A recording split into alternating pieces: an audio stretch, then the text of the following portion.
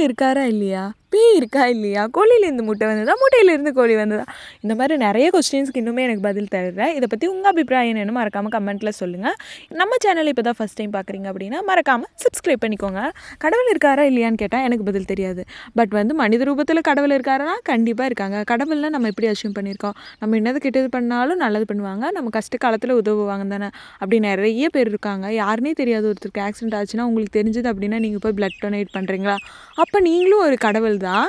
இதுதான் நான் என்னோடய வயசில் தெரிஞ்சுக்கிட்டது. நீங்கள் எப்படி அப்படி புரிஞ்சு வச்சுருக்கீங்க அப்படின்னு மறக்காமல் கமெண்ட்டில் சொல்லுங்கள். இவ்வளோ பேசிட்டு எங்கே மேக்கப் போட்டு கிளம்புறேன்னு தானே பார்க்குறீங்க, கோயிலுக்கு தான். கோயிலுக்கு இதுக்காக மட்டுமே நான் போகிறதில்ல. ஒரு சைலண்ட், ஒரு பீஸ்ஃபுல் கிடைக்கும் கோயிலுக்கு போய் உட்காந்தோம் அப்படின்னா. இன்றைக்கி ஏகாதேசி, அதனால தான் நான் கோயிலுக்கு கிளம்பிகிட்டு இருக்கேன். எல்லோரும் கிளம்புறாங்க.